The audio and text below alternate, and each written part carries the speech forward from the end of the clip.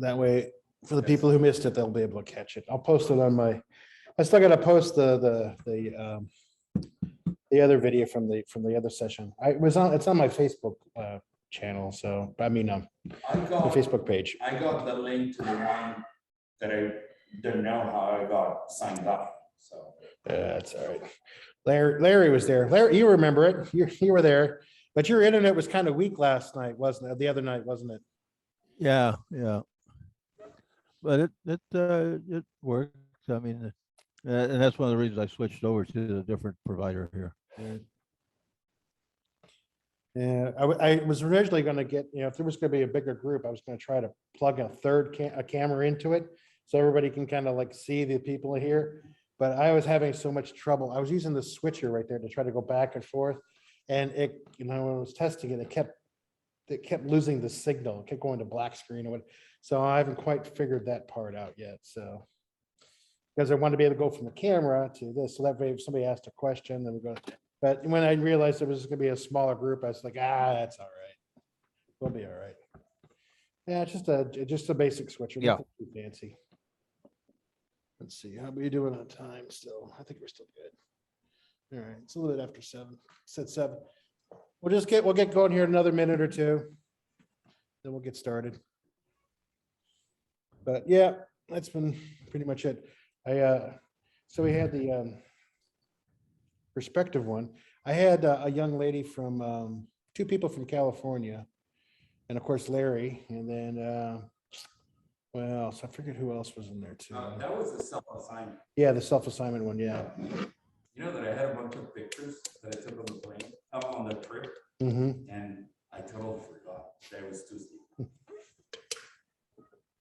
I wasn't worried about it.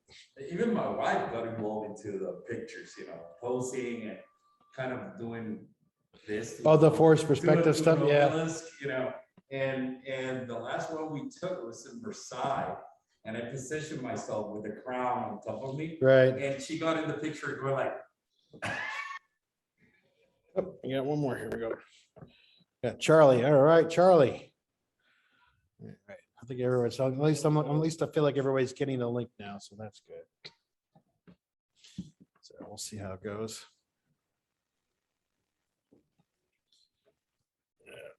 so you can have 4 cameras, bro. Yeah, supposedly, and I think running it through Zoom and everything else, it has to. And I still have yet to crack the OBS, the online broadcast software. I have yet to figure that program out. But if you're punching, why do they have this? Well, you hit one. No, you punch. You can only put 2 up at once. Okay. So you have to tell which ones 2 are active, and you switch back from either one of those 2. That's what I could tell. All right, looks like we're doing good here. Just another couple more minutes and we'll get started. Another minute, I mean.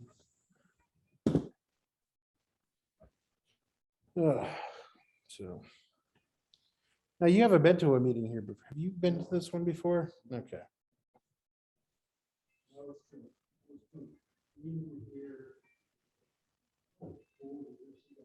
Right. Right.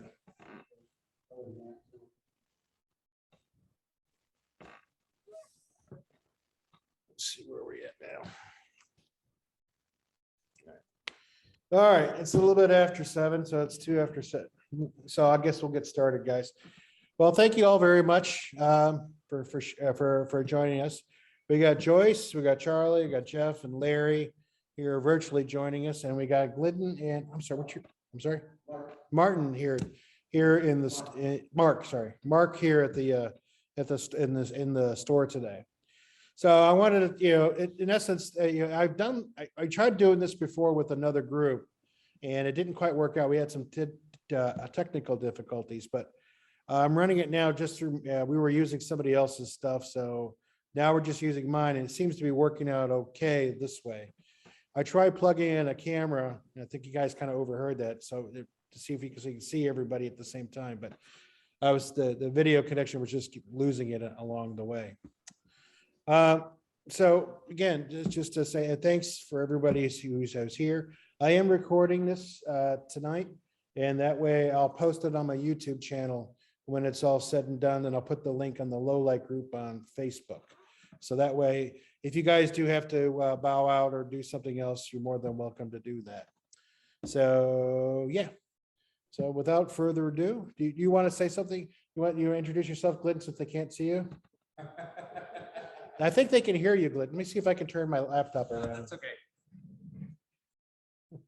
Hi, guys. I have been on so many meetings now that I think everybody knows me, but basically I'm a local photographer here, a little bit north of Bradenton.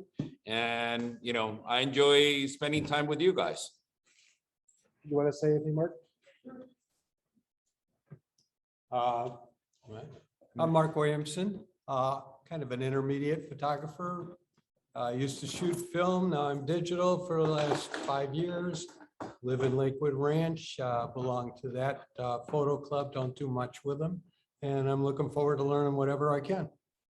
Cool beans. All right.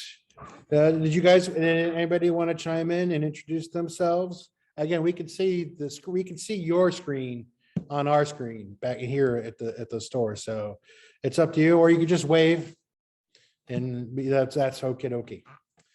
All right. All right, cool. Now, again, if anybody's got any questions, you should be able to unmute yourself and you can ask a question at any time during the presentation.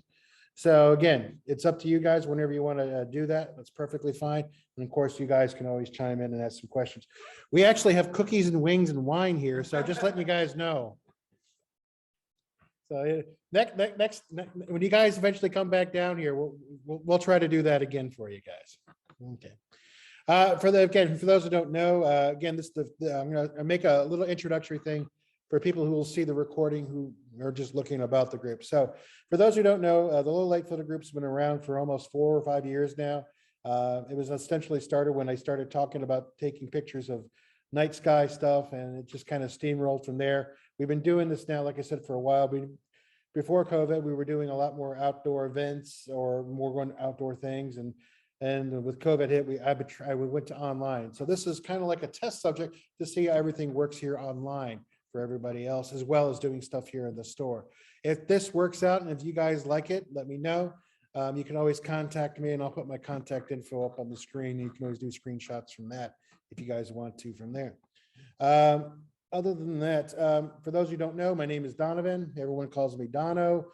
I got the nickname from Photo Dono because I went to Italy and I started spelling everything with an F.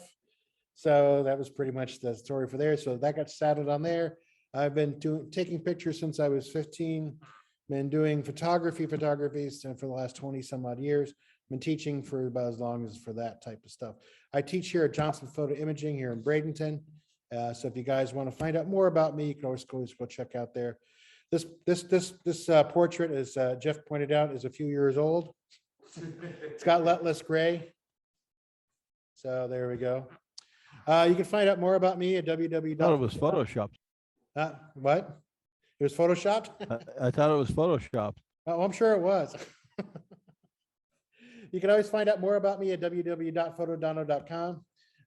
This again, some of the stuff that I like to do, you'll see that on the site. I do blogging and a few things like that. Now, if you guys are going to be in Florida on October 10th, we're going to be doing Dry Creek again. Not again, for the first time in a while. This will be on October 10th. It's going to be on a Sunday at 5 o'clock.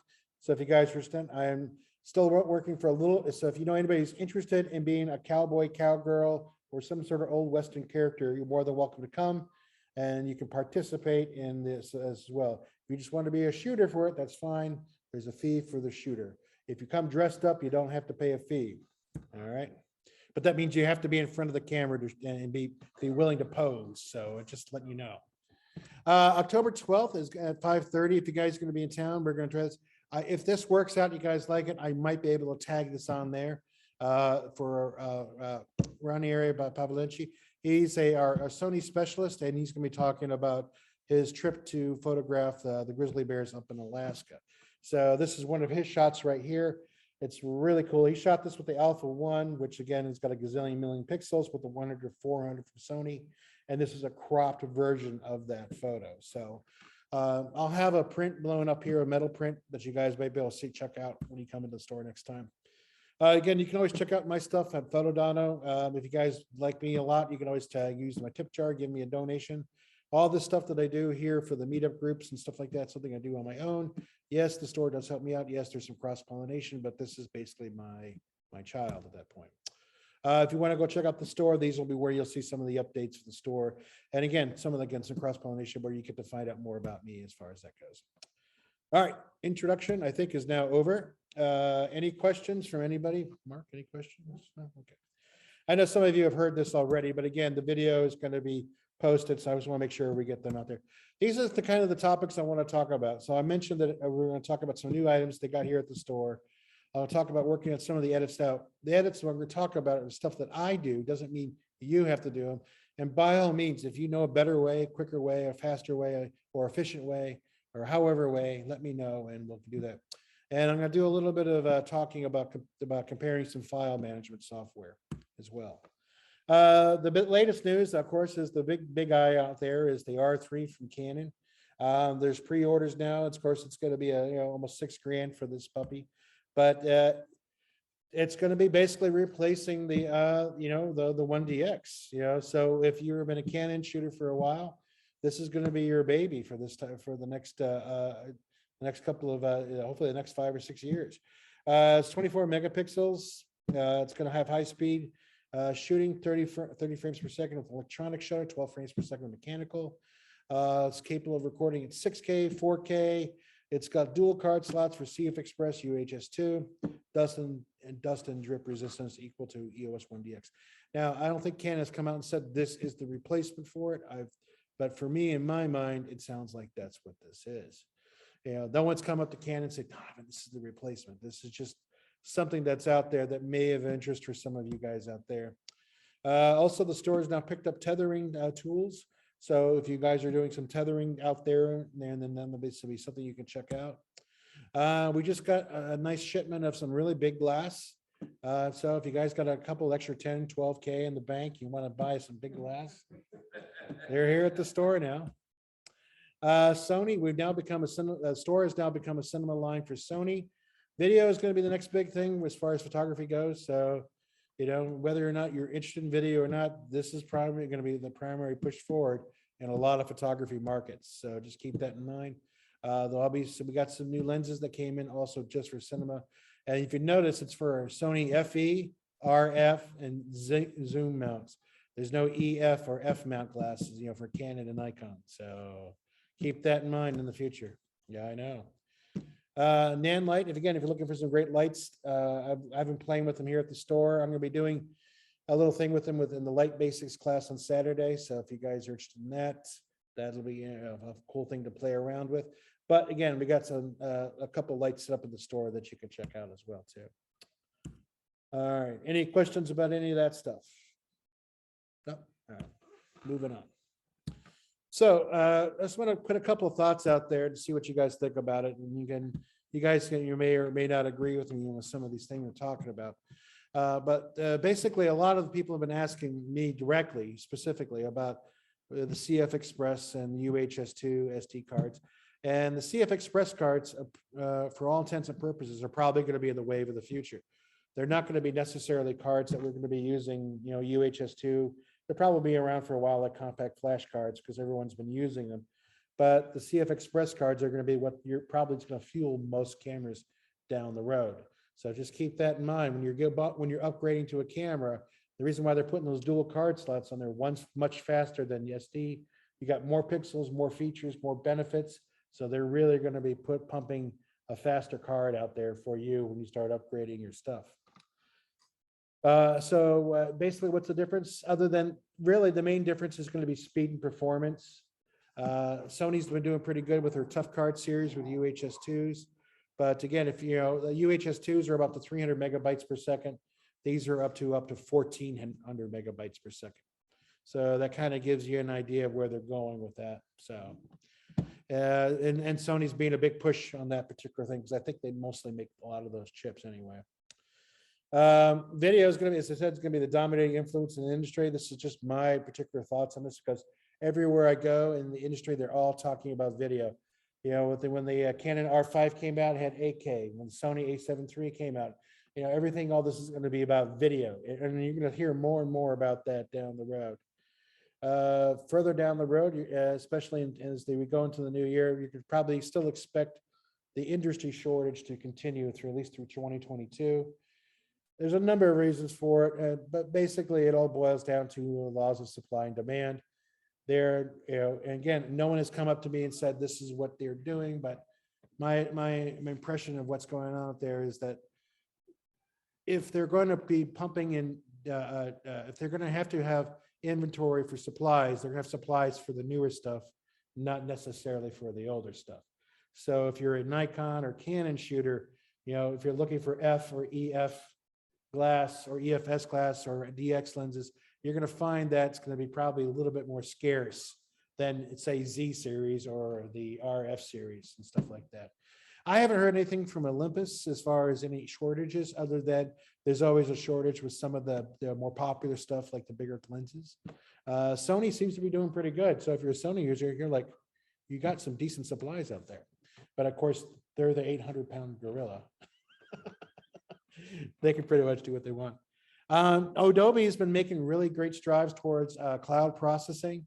You know, Adobe, if you've got the Adobe Photoshop subscription, you might notice a thing filter called I call it the neuralizing filter, but that's not what it's called. It's called the neural filter, and it does rely on you have to have some internet access, so you can basically process some of the features that are on that particular system. So if you don't have it, you'll notice that it takes forever to get the information because it wants to download it first and then do it. But then if you can have the cloud subscription and you get current with everything that you got, you should be able to use them much more efficiently. And you do need a faster processor on your computer to help handle that as well. So the new Macs with the M1 processor is going to be the better choice for that as well too. A couple of future things for the Low Light Photography Group.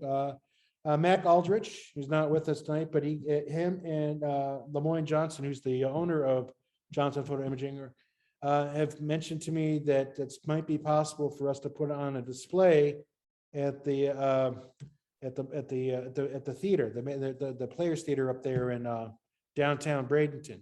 And if you're interested in doing that, I'll get some more information. If everybody wants to do it, it's basically going to have to put up 16 by 20-ish size print. You can't be doing 30 by 40s, but 16 by 20, 16 by 18 by 20 or something like that, right around there. And of course, it's got to be ready to hang. So, and if that works, I'll try to see if we can get squeezed in. Apparently, they're really looking for people, looking for groups to put stuff up. And I think we got a lot of great photographers in the group, and that should also be kind of cool to do. You say ready to hang is frame with frame or frameless? It has to be ready to hang on a wire frame.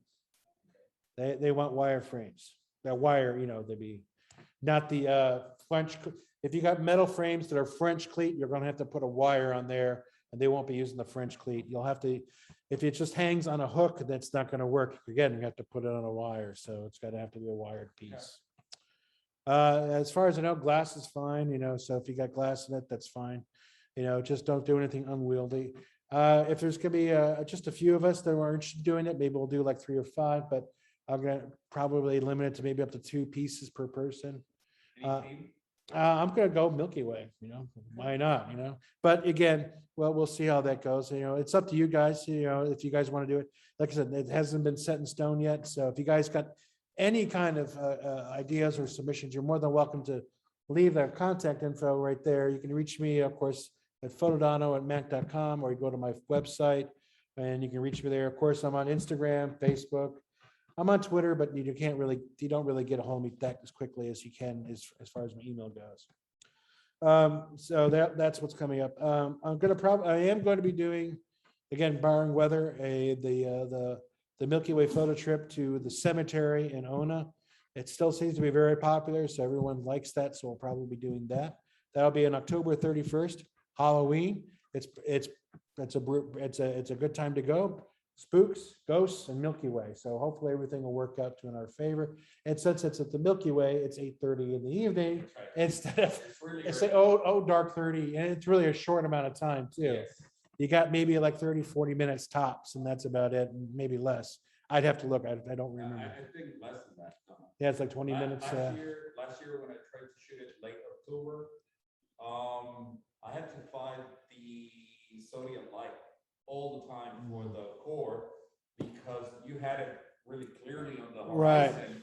And then by, I think 20 minutes later, the core was below the horizon already. Right. And then because it is what I call the extreme angle, so it's tilting towards the right. Right. It's, you know, Like, yeah, like I said, we'll just see how that goes. I mean, if push comes to shove, hopefully we'll be able to see the Andromeda Galaxy from there because it's fairly dark from there. And I think that should be visible at that time as on well the other too. side, yes. On the other side, which means you can shoot with all the cemetery, with some stars behind it, which is quite cool. And that's out to a darker spot. But again, I'll put some more details out there later on. So yeah, if you guys are interested in that, again, you can chime in. If you got any other ideas, you're more than welcome to chime in now, or if you want to, just go to my website or again, just do a screenshot of that and you can contact me there too. Yeah, so, so with that in mind, I want to talk a little bit about some of the composites I've been doing. So if nobody's got any other questions, any of you guys know? All right, so we'll move on.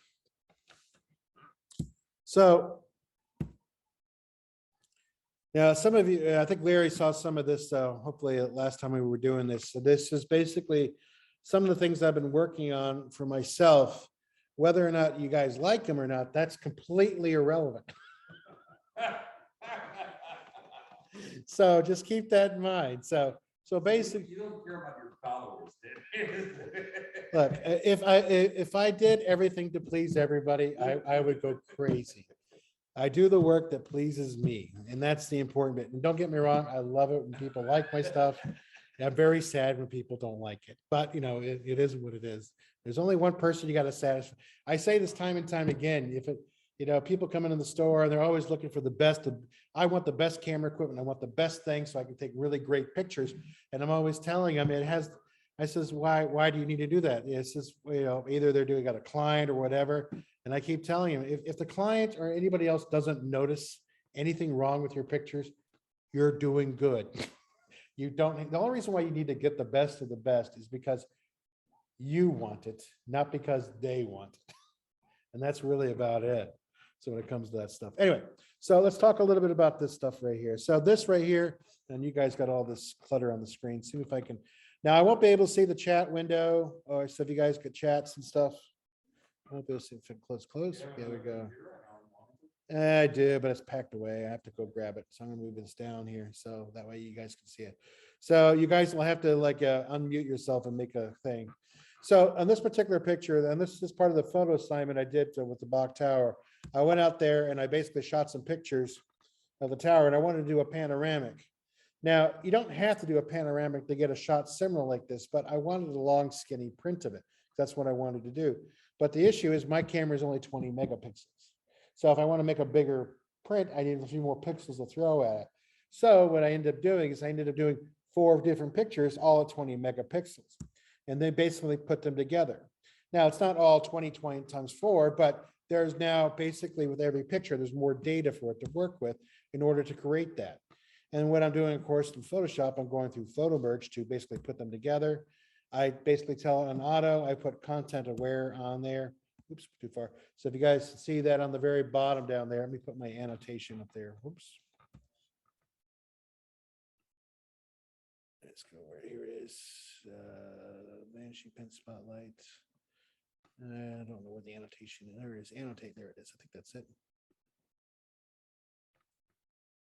Yes. No. All right, I'll have to be the spotlight. So right down in here where it says blend together and content aware. Now you can modify it if you want to, but I usually what I do is I don't. I just let the computer help me out. Makes my job a little bit easier. So once it does all that, then basically what it's doing is putting all this stuff together. So it takes it and starts filling in the blanks, as it were. Now it takes a little bit longer than what you're seeing right here on the screen. The more files you have, the longer it takes. The more pixels you have, the longer it takes. So the more data you have, the longer it's going to take for it. If you don't have a fast enough computer, you'll find that it's going to drive you crazy how long it's going to take. Do you do at the end? You put a layer to enhance the color? Yeah, so when I did it, the final result here is when, in order to fix that, I did do sky replacement up there on the top. Let me pull it up so you can see a little bigger. So I did the sky replacement up near the top right here. So that's what that is right there. So I didn't like the blue because it actually turned out to be a really nice day out there, but it was just blue sky. And blue sky is just basically, it's okay, but it really didn't feel, it was like an empty space there, and I needed to put something there. And so that's basically what I did with that. Now, what I did with the other stuff here is what I ended up doing, a little bit of, not HDRing it, but fixing the tonal range a little bit.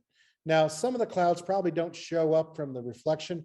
It was supposed to put some of it in there, but I'm not sure if it did, so I might have to go in there and work at it a little bit more as far as that goes. But this is something that, again, it's not that hard to do. And if you guys are looking to make better pictures, for panoramics, because again, when I see people come to the store, especially with their phones, they have a panoramic one they want to print, but they find out the quality is just not there. So the problem is that they want to make something 12 by 36, there's no quality to it. Now, if you shot with your iPhone or the Google Pix, the latest one, I forget what it's called now, but there's the new Samsung 21. They have more than enough data in most of that stuff that you can probably get by with a 12 by 36 panoramic. But if you're trying to create those things with your cameras, you're probably going to have to do a little more jiggery pokery. And this is one way that I found that works well for me for that. But it's helpful if the image is sharp. I shot these all with the 40 to 150, the Olympus Pro lens for the particular shot, all with 80 millimeters, which is basically effectively 160 millimeters. So I was zoomed in, so I get a little bit of compression with going on out there. So this is also something that I did out there too. This one was basically just a quick little art filter that was built in the camera. I like sometimes using the art filters because they sometimes help me out, especially with this particular filter for dynamic range. So that helps me when I go look at it because, again, I'm shooting into reflection and I need to bring that reflection out. In this particular example, software, I'm using Capture One. Capture One is basically where I'm doing this, where I'm basically isolating certain layers of the whole thing. So basically, I'm like taking this right here, and I'm taking this and I'm treating them differently. So that way I can get more natural color of the tower. Because otherwise you get more of the water, more of the stuff in there. I still want the reflections. And of course, there's a couple of bits in there that I wanted to remove, things like that. And of course, I did tweak the highlights of contrast. Somebody pointed out last night that this is probably still a little bit too bright right here. Creates too much of a bright triangle. And I kind of agree with him, so I'll probably go back there and fix that. You might, okay. Well, I see the triangle now. That's the only thing I see. That's the problem. I know when people tell you about stuff about their composition, that's what you see all the time. Now, again, this is something that I did. This isn't quite a composites thing. This is just some quick edits. Again, I was showing this example mainly because of dealing with auto white balance. So this is the camera under auto white balance, but it was actually closer towards the golden hour when this was shot. So corners, to fix that, you can go back there. You can also shoot put your camera on daylight balance, or you can put it on 5,500 Kelvin, and it should get you fairly close to whatever the colors are. But I don't do that. I usually just leave it on auto white balance. And you can always easily, again, fix it in post when you're fixing it right there. So once I do all that, then I can go back there and I can add some of that stuff in there.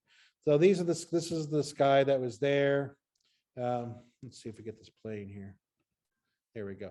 So again, the sky was working on that. I just basically went in there, tweaked the colors a little bit, and then I just again played with the highlights and of course the saturation as well in there too, and I basically was able to fix it. And again, I did all this in Capture One without having to export it into anything else. This is pretty much how it looked for the whole thing. So it comes out like that. Capture One, yeah. So again, it's just something that I was playing around with just to see. Now, again, one of the things I always like to point out too, when you're doing landscapes and stuff, is always have something in the foreground, especially if you're shooting wide angle. And so that way you get a little bit of something interesting in there. Whether, again, you like it or not, doesn't matter. I liked it. And it's a good technique for shooting landscapes. Now, this is more of a composite right here. So this is a picture that I actually shot back in 2017 when I was in the Oglala grasslands. And I shot a bunch of these old abandoned buildings out there, but these are all technically on private property, so you can't really go on the property without getting in trouble. So you're on the public access road, so you can go do all this stuff.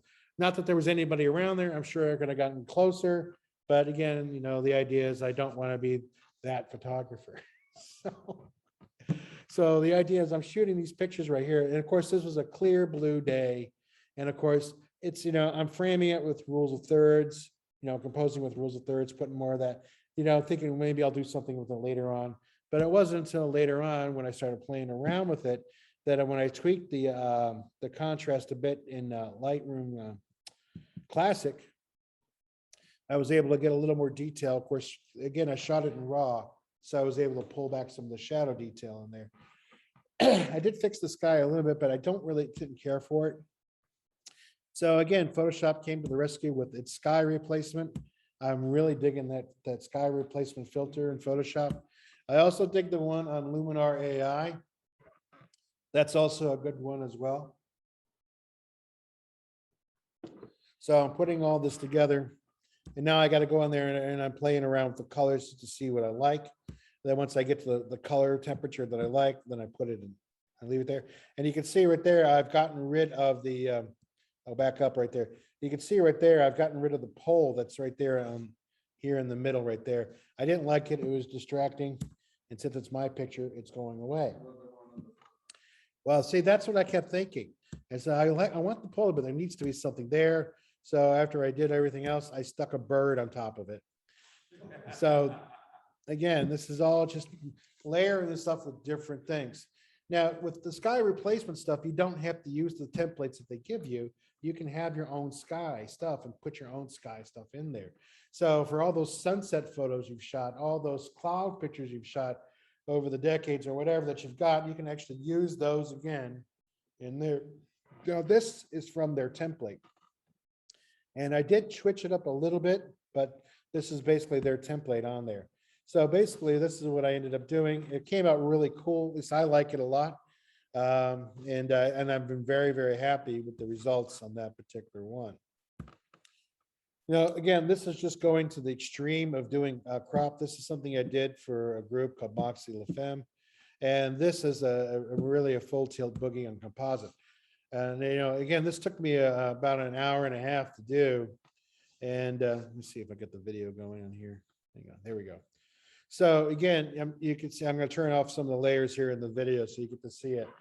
I was going to show this while I was doing it on Photoshop and try to do the same thing, but I found out from my own personal experience that it's not, there's too much technical, the screen jumps out, turns black for some people, things like that. So you can see what I've done is I basically created letters, and it's just using the text tool.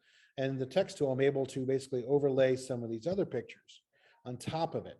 And you can see there with the various layers that I'm using to create some of these other things. And then what I ended up doing is I went a little bit more nuts and I stuck their stuff in the background. I worked around a few other things, added a little bit of flair, and I stuck their logo down there with them sticking out through the logo. So I would end up with something like this as a final result, which I was very tickled pink with. I thought it was cool. They've never used it. They usually use the picture that's right here without the letters. But yeah, that's pretty much it.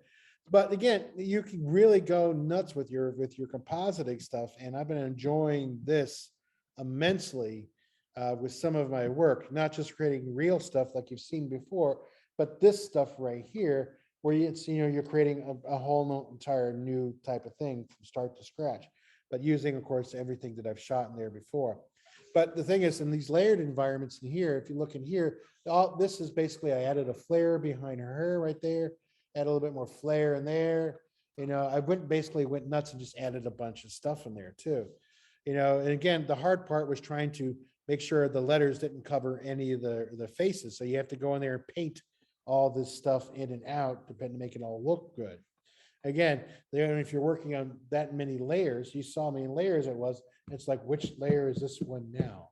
So it gets, so it's one of those things I end up doing quite a bit. So again, whether or not you're doing stuff like that, it's just some of the things that I like to do.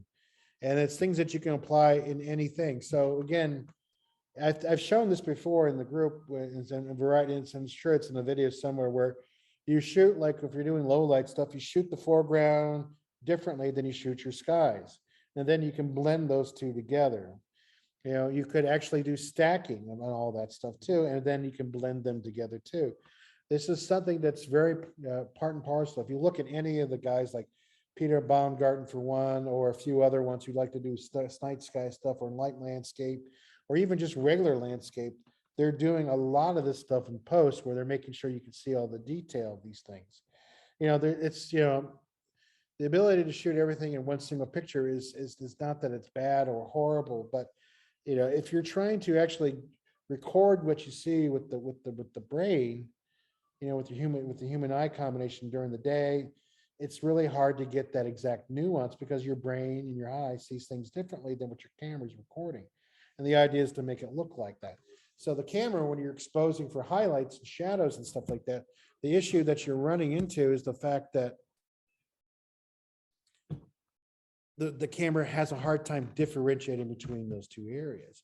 So it doesn't mean it doesn't do a good job, or it can't do a good job with some of the built-in, you know, algorithms with software with it. But the problem is that it doesn't necessarily do it the way the brain does it, and making it look like what you want it to look like.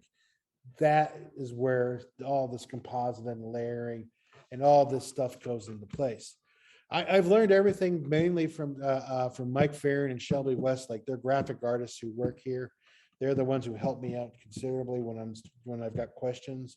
They also teach one-on-one lessons if you guys are interested in that stuff like that too. All right, any questions about any of that stuff, guys? Well, just a couple of comments, maybe. Sure. You know that on Lightroom Classic, you can use the enhanced mode and on your picture, and that'll double the pixels, and it does AI, and it does a pretty damn good job. Yeah, that's right. I forgot about that. Thank you. Yeah, that's a good thing to note. So Lightroom Classic has that new feature where you can basically enhance all the pixels and get more data thrown into it now too, which is really nice. Yeah, I've got a couple of the pictures I took with my it was a 4 megapixel guy there, and I brought those in, and that comes out pretty doggone good. So where I think I could print them a decent size now. Yeah. The other thing is some of the cell phone cameras or the apps or whatever, at least on my pixels, I can tell it to give me a DNG file. So I get both the JPEG and the DNG, so you can go, and if you really want to do something on that, you can do the DNG maybe. Yeah, exactly. You know, that's another good tip too, because you know, most of us are shooting a bunch of things. You know, Glidden just came back from his trip, and all the ones he posted, he said primarily were with his phone. You know, so again, you know, and if you look at the Samsung 21, the low light capability of that phone. Again, I think he shot it in a Bortle 2 sky, but the example, if you ever go to look for low light photography or Milky Way with a phone, you'll see the guy that shot with the Samsung 20, and he shot it with just his phone. Now, of course, he did some editing in there to get some details and stuff, just like we would normally do. But the amount of detail that he was able to get in such a small sensor is still pretty flat, you know, pretty interesting. And I was like, wow, that'd be kind of a cool phone to phone. Actually, on different group, I saw a picture, and the count where he took it, I know for sure it's a Bortle maybe 4. Right, He took it with some Android phone, right. the Milky Way, and I was surprised the colors and the details and so on that the person.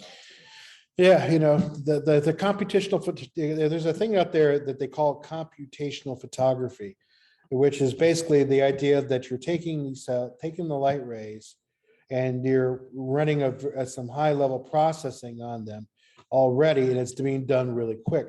And this is why most of these cameras and phones need faster processors, because they're doing complex calculations, at least for me anyway. I can't do the math. So they need these faster processors in order to process all this data to make them look pleasing.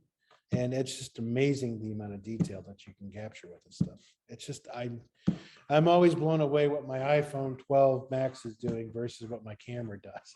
I'm telling you, this is the first trip that I have taken more pictures with my iPhone than with my camera. Right.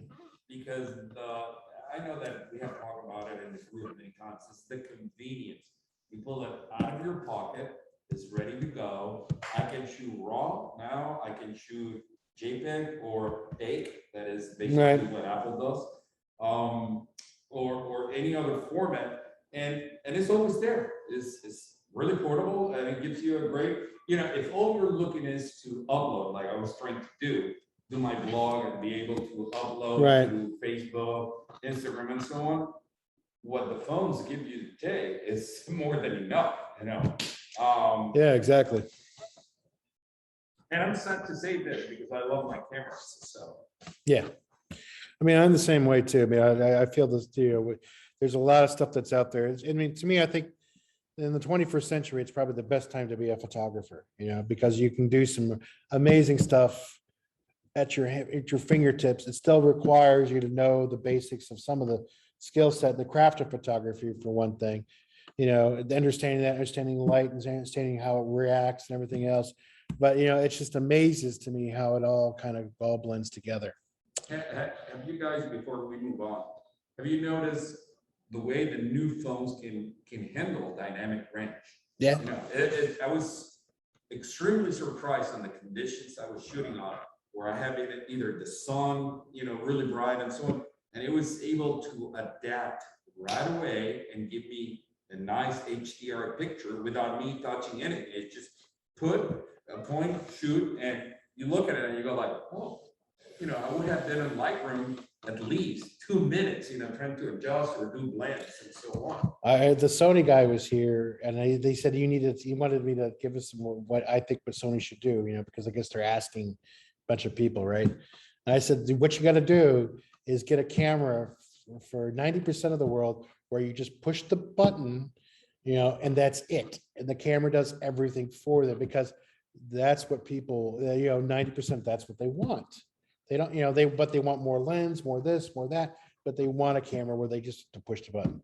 I can't tell you how many times that would cure a lot of people's anxiety with photography. Now, okay, cool. Thanks, Glidden.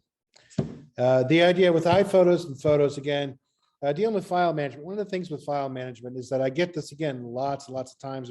Well, how do you handle all this data and stuff like that? Every one of us has done this more or less on their own at some point or another. Most of us have done it through Mac or Windows. There's a variety of different programs out there. If you're trying to keep it simple, Photos is probably the best tool for most Mac users, comes with it. You're not having to pay anything extra for it, basically. It allows you to do some really cool stuff. I do recommend that if you do this and you do it a lot, is use to get the cloud and get some the iCloud, pay for the extra iCloud storage. I can tell you it's well worth it for most people on that stuff. So if you're using photos like I'm doing right here, you can see it's going into a variety of different selections where I can move things around for photos and edits. You can get very complex for this thing, or you can get very simple. And you can see these are all just doing pretty simple stuff. There's keywords you can add and all the other fun stuff. You can put 5 stars, 2 stars. It's pretty much like you can do in almost any organizer that's out there these days. It doesn't give you all the fancy editing tools yet. You can do faces, You can, detection, and so on. yeah, exactly. The only problem I have with photos is they still don't handle R5. Yeah, that's one of the. It will be imported, but Yeah. they're great box. Yeah, exactly. And of course, Microsoft has got their Photos Viewer. Photo Viewer is basically their version of it. I don't really use it that much, but this is a lady who uses it consistently, and she did this really cool little video about how it kind of works with her. So if you click on a photo, you can click on see all photos, which is what she's doing there, right up in there on the top. And then basically it'll give you like a little thumbnail of everything that's on there. Again, it mostly pulls it from pictures, but you could also import from other areas as well too. And again, I don't, you can do people's, you can do video editor. It's got some other things in there, but again, it's not the most robust editor, but it's really designed for people who just want to point and click on stuff is what I mostly think about it as for that. Photos and Mac give you a little bit more options with those things. Obviously, there's some pros and cons with all this stuff. Again, I say free, but basically you end up paying for it when you buy the computer, but they're basically not giving you extra dollars for it. Simplified viewing and editing, of course, very easy to operate as far as most of these things are concerned. The thing with cool with Apple is it does give you a quick way to create projects like books, slideshows, movies. Again, you have to use their templates, but that's pretty cool. It's a well integrated environment. Yeah, it is. And of course, you can't use it on Windows. You have to use, Windows, you got to use the Windows version. Apple, you got to use the Apple version. Cons, for Microsoft, I think it's slow, and I haven't yet found a way, unless anybody else, we can add plugins to either one of these programs to let you, maybe personalize it for different types of things. So like macros where you can make it do things, a bunch of things. I know you can buy other software to do things on your computer for that stuff, but I don't think you can do it as plugins for that thing. The thing is with the cons, the one thing I don't really care about with photos is that it uses a library system. And if you ever have to go find your photo, and you've used photos to import it, it's put it into a library somewhere. And you have to know where the library is, and then you have to reveal the library to go find the photo, and you have to understand its hierarchy. I don't do that with photos. I just drag and drop it or I export it from photos. It's easier to do that. But there are times when whatever you can't get to it for whatever reason. So that's the only thing I don't care for. Another file management program, which is really cool, is called Photo Mechanic. It's basically, it's like I call it Lightroom Catalog Classic on steroids, because it does a lot. And it's, from what I can tell, the speed and performance on it is outstanding, especially if you're a high-end shooter, meaning you're shooting lots and lots of pictures. It's and you can actually, again, like with Lightroom, you can also use other drives, connect a bunch of things, use what they call previews or smart previews, like Lightroom calls it. Photo Mechanic uses a fancy term called ingesting photos. So it's like the program is eating your photos, so it's taking the photos in. But again, they do some really cool things. Again, it's an amazing piece of product, what I thought works out really well. Again, all the stuff you can download for 30 days if you really want to try it out. Some of the new things that they were highlighting that I thought was pretty cool is that, according to them, you can scroll millions of photos without a pause. I did not try that particular part out, but I thought it was pretty cool that you could do all that stuff. Again, a very powerful search engine. I thought it was pretty much more intuitive than, say, Lightroom cataloging for me was. Save searches, again, a lot of the programs do that anyway. You can save particular searches so you don't have to do it over and over again. So that works out pretty well. Of course, you got the filters, which again, almost everybody's got it. And then you can also add filters from your own stuff. You can also, like in Lightroom, you can also add plugins and everything else into it if you want to do that. Multiple catalogs, again, like Lightroom does it, but it does it at a much faster rate. And I think it gives a little bit more of a convenience for going back and forth between different catalogs. And of course, they got collections, which is different than catalogs. And I didn't really dive into it as far as that goes, but they have several tutorials. Again, this is not a how to use it, but just to kind of give you a taste of what they're showing you about Photo Mechanic. Now, they still have the old version of Photo Mechanic 6 available. So if you guys are interested in doing that, again, you can do it for $139. If you want to upgrade it, then you can upgrade from the version if you want for an extra $90. Personally, if you want to do it, just do it for the new latest version as far as that goes. So again, I don't know about RAW for R5 or any of the new R stuff out there, the RAW stuff, but it should, as far as I understand, everything works with that stuff. But as the manufacturers, that's the thing, when you get new cameras, new things, unless you're using the native camera manufacturer's RAW stuff, then you won't be able to read them and outgo generally. Well, Adobe does. So Yeah, Adobe right. does. And Yeah. I know that Capture One as well. Capture One does, and Adobe does as well too. I have a comment for it. Sure. Example for photo mechanics. Let's say that you're, like Dono said, a high-end, high volume shooter, or you're shooting an event. And you want to do previews fairly quick because you're going to sell pictures of that event.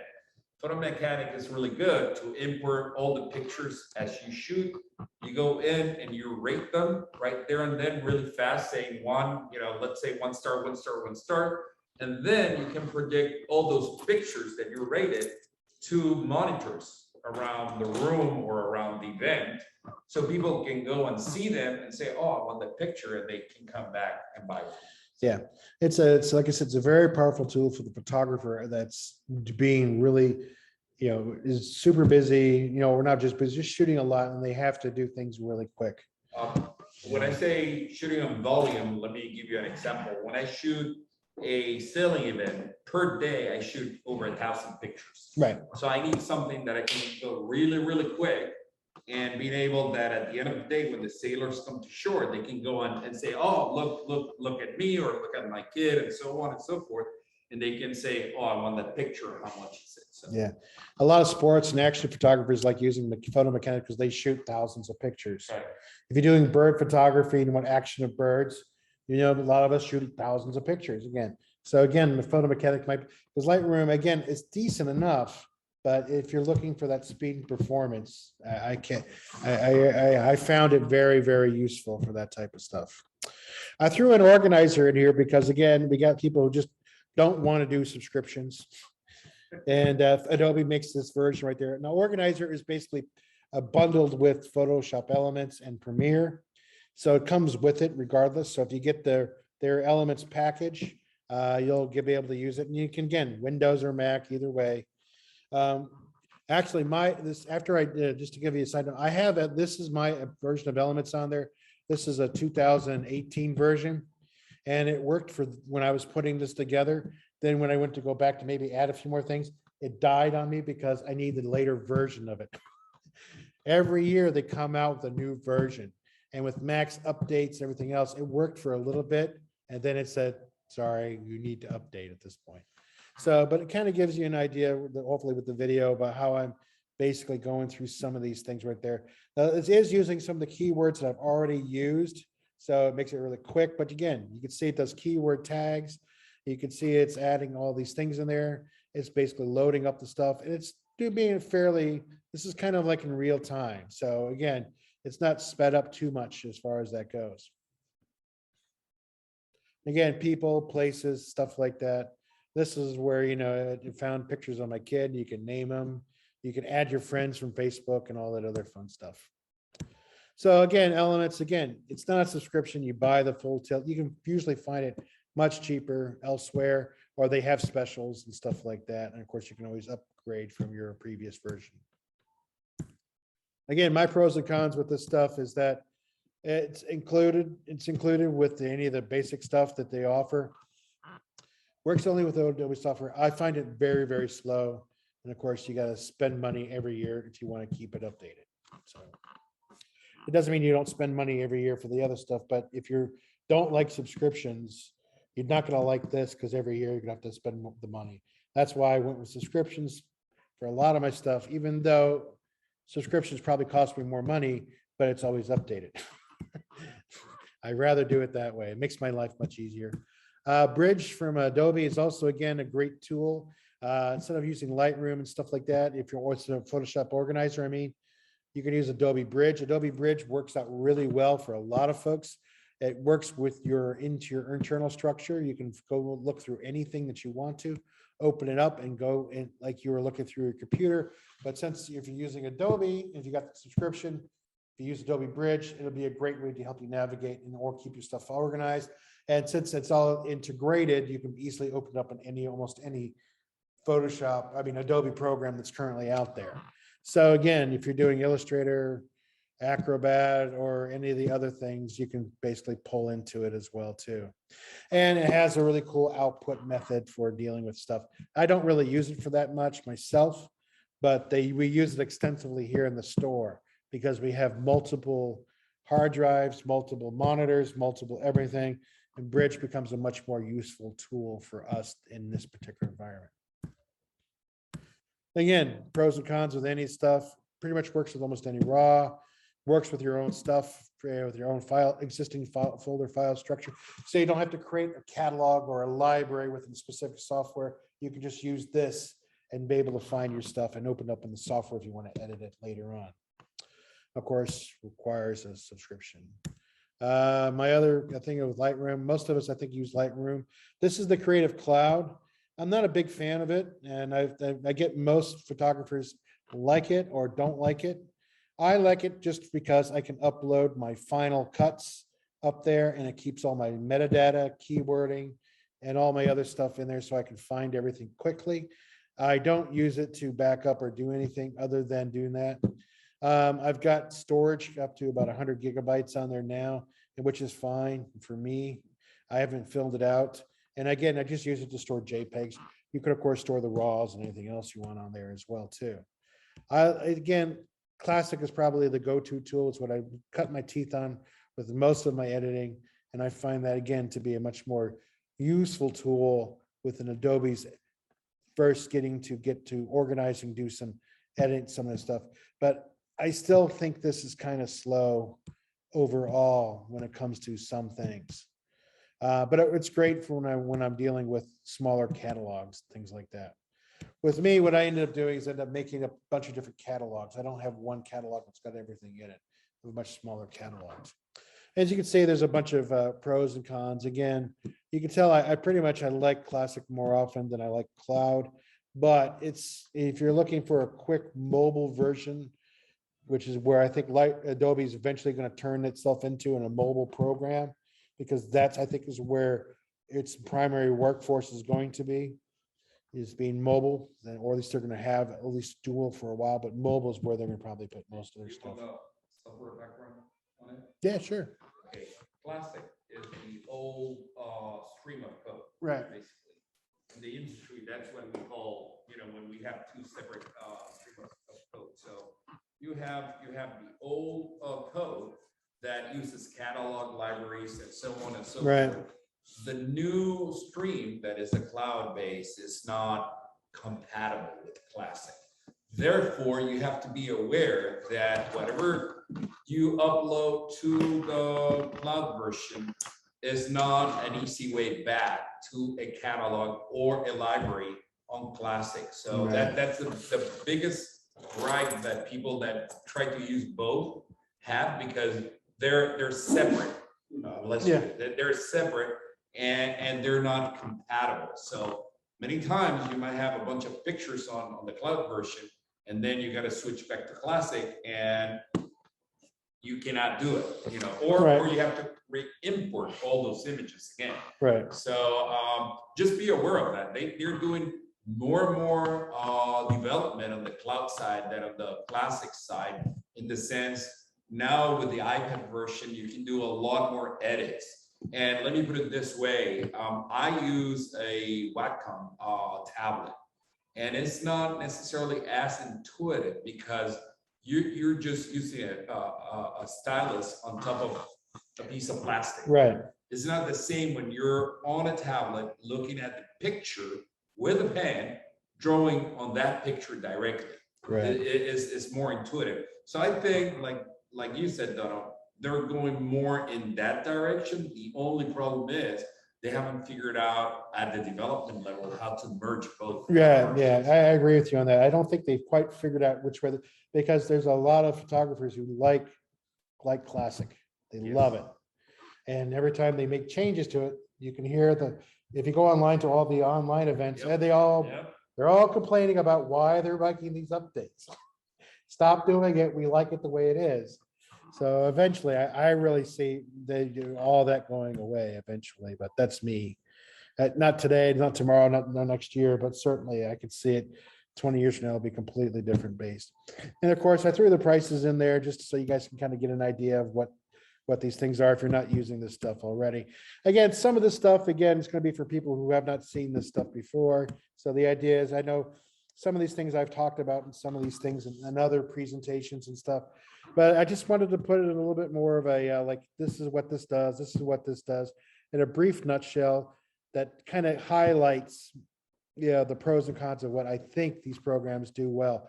Again, this is my opinion about these things, not anybody else's. This is just me doodling around, playing around with them, seeing what they can do.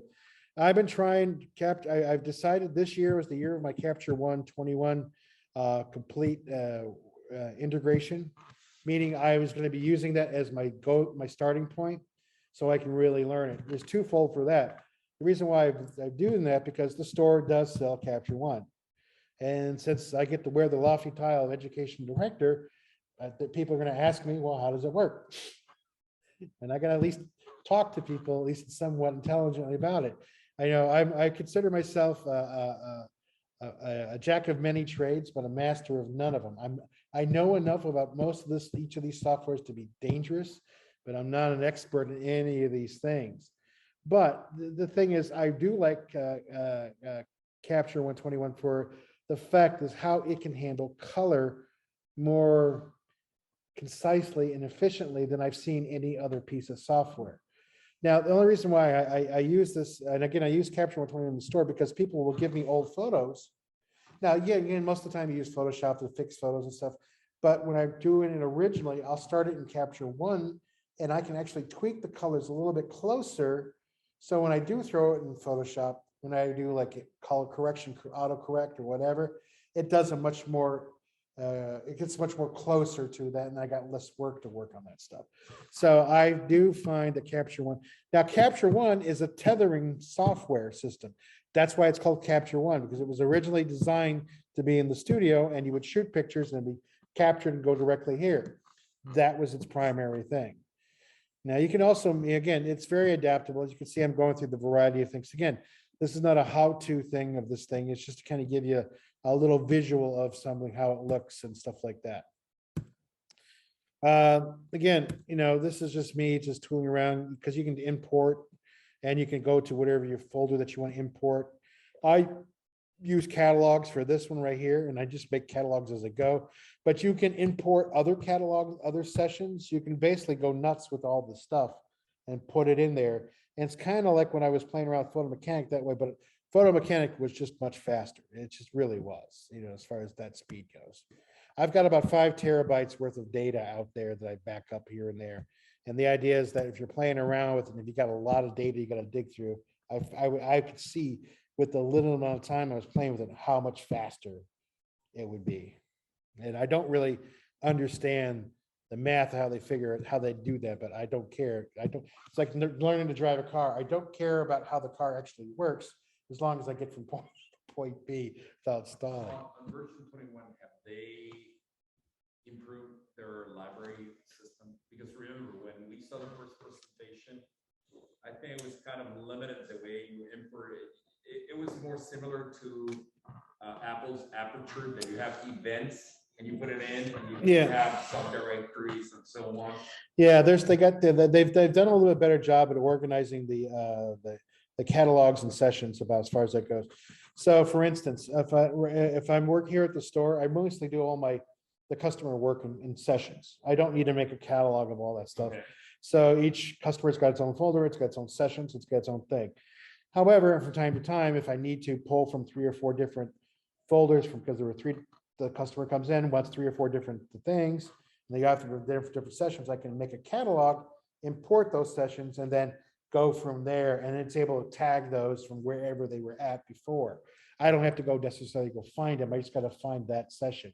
As long as I know where all that stuff is, I can do it, and it gets much more efficient with my workflow. So I like that part of Capture One for that particular thing. And I could also put other catalogs in there if I want to, but after that, it starts getting kind of bogged down as far as speed and performance goes. But it's a decent software. Again, the store sells it here. So again, if you want to tool around with it, yeah, by all means, hit JPI up for a license. We'll be glad to help you out. You can buy it for 1 license, or you can buy it for an annual fee or whatever. The cool thing is that they actually will sell you just raw editors for Fuji, Sony, and Nikon. They don't have one for Canon yet, and they don't have one for Olympus yet. But basically, if you have one of these 3 cameras, you can get it for much, much cheaper. And you should mention that I think Capture One is the best editor for Fuji. Yeah, Fuji and Capture One actually work really, really well together too. So again, if you got Fuji out there, guys, it's certainly well worth it. Yep. Again, you can see my pros and cons again in here. And like I said, some of the tests can take a bit. So it's a little bit slow startup sequence, but I just also say that sometimes about Photoshop too. It all depends, what's going on. But usually I'm multitasking, so that puts a hard drain on the processor anyway, but. But again, it works pretty much. I love the pros of it. It's a great little thing. You can also add other plugins and other tools and things like that. And it gives you the choice of subscription or single purchase, which a lot of photographers do like this ability to go back and forth. That sometimes they want the subscription, maybe they don't want that. It's too much for their business or too personal or whatever. So they can just buy one shot and they keep it and use it for a while. And then if they want to, they can buy another version later on down the road. All right, let's see. Oh, good, we kept everybody. Hey, Larry. Oh, sorry, I didn't know, I couldn't see the thing, Larry. I saw you got your hand up. Did you have any other questions, Larry? Or is that from before?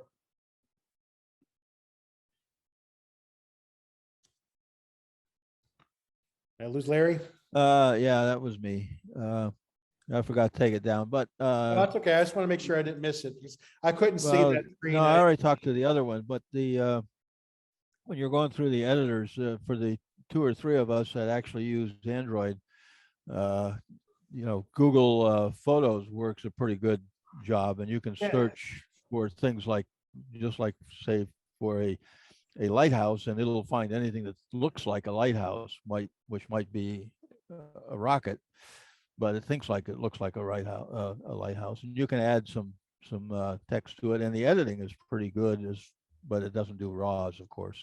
It just does JPEG. Google Photos is great. I mean, again, I get people that come with their Android phones to the store all the time. They want to make a print. And the thing with the software, it can't override the security of your phone. So you have to know where your photos are at first before you could go get them. So I always tell people when they have their phones, if they want to make prints, organize the pictures you want first and put them in a separate album, whether it's in Google Photos or your iPhoto, just put it in a separate album. So that way, when you do go to want to get them printed, at least you can go find them. Because usually it's people that come in all the time, they got 15,000 pictures and they want the one photo they shot from 4, 5, 6 years ago. And they end up re-scrolling looking for the picture. So I always tell people if you could do that, that's much more efficient, I think. That's cool. Well, thank you, Larry. Thank you for inviting me with that. Hey, it's not more. It's not really. I don't really consider, at least Mike personally, Luminar AI is a great editor for what I like to do with, but I don't really consider it a good file manager. I know they got their own library and their own catalog, but I've not really used it to any great length to make it worthwhile. I think Lightroom Classic is a much better catalog / organizer overall, except for maybe Photo Mechanic as far as speed goes. But but they all do. Capture 121 has got its benefits, and so does Lightroom Classic, and so does Photo Mechanic as well. But those are probably my top 3 when I was come to like organizing stuff. And also, it's always helpful to have an organizing method for your own stuff as well too. So, but that's another thing altogether. Does anybody have any other questions, comments, things like that? Was this any helpful to you guys? Does this help you guys out at all somewhat? I mean, I always appreciate when other people chime in. I don't always have to be the voice when we talk about this type of stuff. There could always be somebody else. Like I've had other people come in and speak. So if you know somebody you think would be of interest to the group, by all means, ask them and see if they want to do a talk from the group. Again, the group doesn't make any money to pay them, so we usually like to do it for free. But like the last guy who did talk about the Aurora, he had a charity group, and we basically people just chipped in for that. Occasionally, if I do get a paying speaker, I'll have to charge money for that type of thing. Sometimes the store can help out with that type of stuff, but it doesn't. They don't. Again, I might be doing something on a separate level as far as that goes. Other than that, any other questions, guys? Jeff, Charlie, Joyce, we lost Joyce. Yes. No. Well, guys, thank you very much. I'm gonna now. You don't have to answer tonight, but if you liked how this worked out for you guys, especially you guys online, go ahead and let me know and see what you think about it. Just don't say it sucks. You can say if you want, but but but to give me a little more of a critique if it can go a little bit further than that. That's all I'm asking. So at least I understand what worked, what didn't work. And what I'd like to do is do more of this type of stuff if we can in store in the future and move on from there. I'm going to have some wings and cookies now because they're here at the store. Right. And I'm going to eat something. I'm hungry. I have not eaten dinner. All right. Okay, Well, good night. All right. Well, thank you guys very much. I appreciate you guys checking in. Anybody else who's watching this, thank you for watching it later on. I appreciate it. Thank you so much. Mark and Glenn, thank you for coming in. I do appreciate that. I hope you guys enjoyed the presentation as well too. Thanks, guys. Have a great night wherever Thank are in you. the world, and have a pleasant night. Thanks. Thanks, Jono. Good night.